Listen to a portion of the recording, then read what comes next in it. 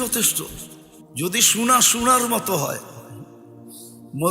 মজলিসের মতো হয়, আর কথা যদি দিলে কাঁদে, সত্য এটাই। হাজারো কাহিনী আছে, এক কথায় জীবন চেঞ্জ। আরে জীবিত মানুষের কথা তো দূরের কথা, মৃত্যু মানুষের কথায়।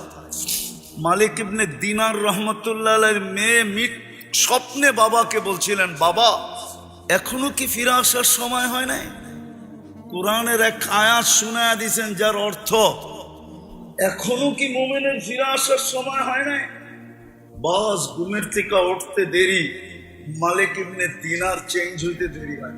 যার নামই ছিল মালিক ইবনে দিনার। আর একটা কাহিনী মনে উঠলো, এই জন্য শোনাইতেছে।